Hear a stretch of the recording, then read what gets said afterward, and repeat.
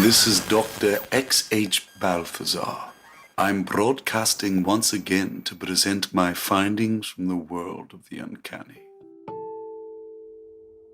Today, given my many travels as of late, I have decided to invite a guest, a young woman with which I became acquainted not long ago, Joanna Larson. Joanna first approached me with a letter detailing a certain uncanny event she witnessed in her youth.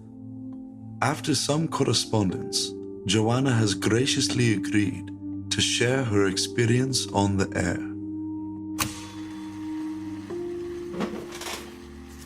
Joanna, are you comfortable with me recording this conversation for later study? Of course, Doctor. That would be just fine. This is Dr. X.H. Balthazar, August 14th, 1957. Interview with Joanna Larson regarding her encounter with the Pig Lady. Joanna, if you could, first relay the story as you did for me in your letters. I grew up in the town of LaPorte, just off of Lake Michigan in Indiana. It was a small place, woodsy. I always liked that about it. You can get lost in the trees. Growing up there, everybody knows about the Pig Lady, but no one can give you a straight story. Some say she was a rich farm owner, driven mad by the loss of her first child. Others tell you she was a monster who donned a pig's head to hide her disfigured face. The way I learned it was the letter. A woman named Belle lost her first child in the womb after a suitor kicked her in the stomach during an argument. Wasn't his, of course. Distraught from the loss, Belle's sanity never recovered. She'd go on later to marry and have many children. Less than a year into two of the children's lives, Belle poisoned them and collected the life insurance money that she'd taken out on them. Not long after, she would do the same to her husband. She took all that money and bought a farm in LaPorte, where she continued to lure would-be suitors with the promise of a joyous, wedded life.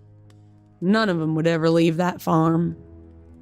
And when the place burned down, under mysterious circumstances, mind you, they found the remains of dozens of people under them pig pens. Is the story you're referring to in any way connected to Belle Gunness, commonly referred to as Hell's Belle in the tabloids? I suppose that is what led people to the legend in the first place.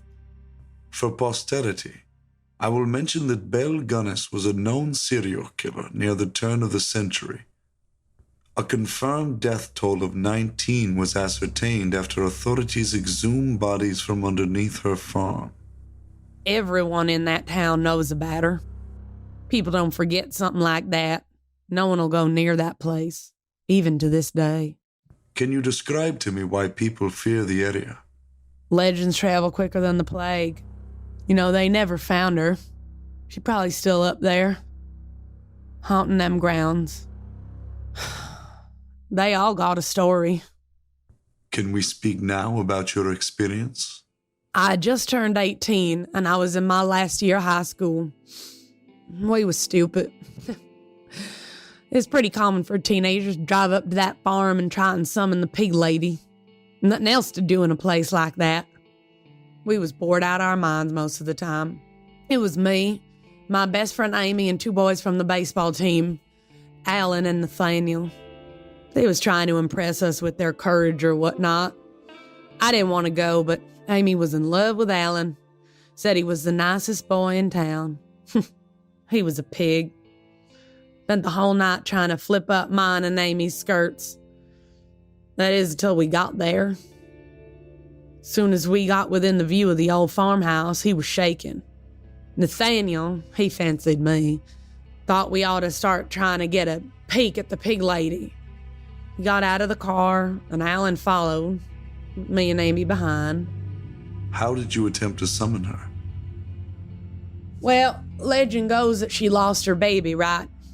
So we all just started making baby sounds. Crying, laughing, sucking our thumbs. Like chickens with our heads cut off. We kept that up for a few minutes. When we finally shut up, Amy fell right into Alan's arms, and of course they ran to the back seat of the car. Me and Nathaniel just stood there for a while. I was shy. Still am. I think he was wanting to make a move. But before that could happen, we heard Amy start screaming. We ran back to the car and saw them standing outside. Alan was pleading with her, telling her he really likes her, that she's pretty. Amy was shaking. She clutched her wrists tight and just looked on, eyes fixed up toward the farmhouse. I ran up to her to make sure she was okay. She later told me he went up her skirt, but in the moment she just didn't say a word, just kept staring off. I turned to try and figure out what she was looking at, and a wave of panic washed over me. What did you see? Standing up there by the house. She was right there, the pig lady. What did you do? Well, I started screaming, trying to get everyone in the car. She's up there. She's here. Let's go, go. The boys looked over and couldn't see her. I kept saying, she's right there. She's right there. Please, let's go. Get in the car. They just looked at me like I'd lost my damn mind. Alan started calling me crazy, and Nathaniel kept looking around, so I dragged Amy to the car and slammed the door shut. When I looked back, she was gone. Alan was laughing his ass off. He said to Nathaniel, "You got the hots for the crazy girl." Take as long as you need. I'm sorry. Okay, I'm ready. That's when I saw her again. She was beautiful, wrapped in a silk robe, and she was tall, taller than any woman I'd ever seen before, and her amber eyes drifted back and forth between the two boys. She was standing right next to him, and they were none the wiser. She looked him up and down. Alan was still chirping, started telling Nathaniel about feeling Amy up. Before he could get the details out, Pig Lady grabbed him by the neck and started dragging him away. Nathaniel looked on in horror as Alan started floating up the hill, kicking and screaming for help. We were stunned, couldn't move. Alan started crying and he started pissing himself. His clothes was tearing apart as she dragged his body against the ground. All the while, he's trying to break free of her invisible grasp. The man can rot in hell for all I care, but I don't envy him that. Nathaniel, finally snapping out of the shock, started after him, and that's when I started hearing the squeals coming from up the hill. Pig screams, loud as all hell. I had to cover my ears, but it felt like they was in my head. Nathaniel caught up to Alan, and after a couple of tugs broke him free of her grasp.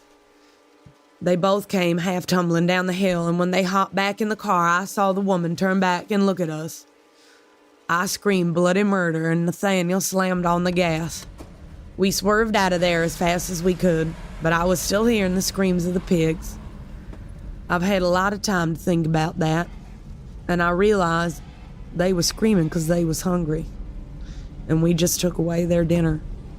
The whole ride back, I stared out the window, hoping that she wouldn't follow us.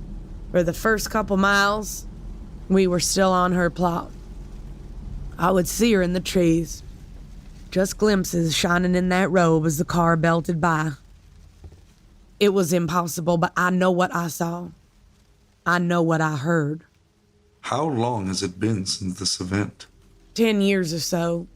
I haven't seen her, the pig lady that is, since, but I still hear the screams sometimes. When I'm out or around groups of people, I can still hear the pig screaming. The others, could they corroborate your story? I'm not really sure. I doubt the boys could or would. Amy doesn't remember the whole thing. Just me. I suppose other people might have seen her at some point, but I won't go back there to find out. Interesting. Joanna, thank you for sharing your story with myself and my listeners. It seems to me that this case most closely resembles a bit of supernatural phenomenon commonly cited in Japanese legend. While there is no way of knowing for certain without further study, the case of Belle Gunness, or as you refer to her, the Pig Lady, resembles that of a Yuri.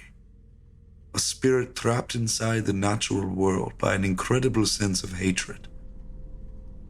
If the findings of my studies on these aberrations are further substantiated, and it is in fact fully factual, you are very lucky to have left that farm alive. Thank you, Doctor. That is all we have for this broadcast. Further study into the Pig Lady event and my theories on the matter must be conducted at a later date. For now, the testimony is what we have to go on. Thank you for tuning in. And as always, goodbye and good night.